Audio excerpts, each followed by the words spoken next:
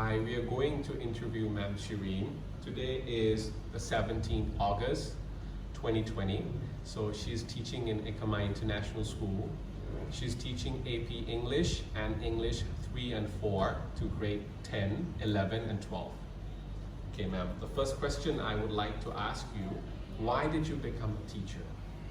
I actually fell into teaching by mistake, and right after my graduation they told me, oh, we need somebody here, so just go. I walked into class, I fell in love with the class, the interaction, the fun of high schoolers and how crazy and creative they can be, and I guess I just stayed.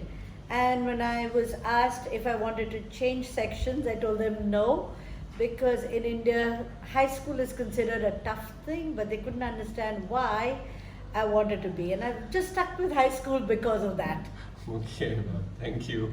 Okay.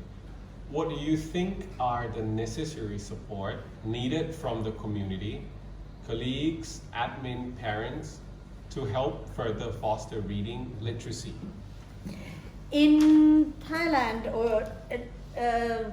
parents do not read to their children because they're a little afraid of being the bad person, of forcing a child to read. And whereas in the Western cultures, bedtime stories or reading just before the child goes to sleep is a form of bonding. But in Asia, the bonding happens right through the day and over food, not over books. And that is why the parents who themselves have not been read to will not read to their children. However, that trend is changing over the past 20 years that I've been in Thailand, where I have seen Thai parents actually take their children into Kinokuniya or Asia books and leave them in the children's section and allow them to read.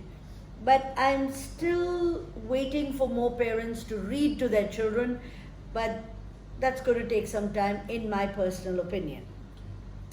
Whereas with the colleagues, a lot of the teachers have, let's get through the curriculum. Why do we need to read? Because the curriculum is tough enough. And if you don't teach the kids to enjoy reading, and enjoyment only comes when they see that you're enthusiastic about it and when you're in love. Your passion as a teacher needs to get through to the kids before they can actually get involved in it. And once they do, then it's, I've had this experience now, why on earth did I teach them to get this involved? Because then they select like books or movies for me, their genre, and say, okay, you need to do this. And so that's when the interaction builds up. But it's a few teachers. Not all teachers do that because of the curriculum constraints. And for me, it's easier to do it because as I teach AP goes more in depth with one instead of covering 100 books or stories. So it's better to do 10 stories deeper in depth rather than do 500 or cover the curriculum. The admin, as far as I'm concerned, I have managed to convince them with results that I can hold my own and I know what I'm doing. And I can defend my theories and with names and research. So they kind of happily leave me alone and say, okay, do whatever, as long as we get results. As well. Yes. Yeah. And what was the research on? My research, I am doing my doctorate on literacy for grade 9 and 10, but I also started the literacy program in my school. But it has kind of died out a natural death because I gave up the department headship, so the others were not as enthusiastic or, let's say, crazy about literacy. It is taking place at certain levels, but not at all levels.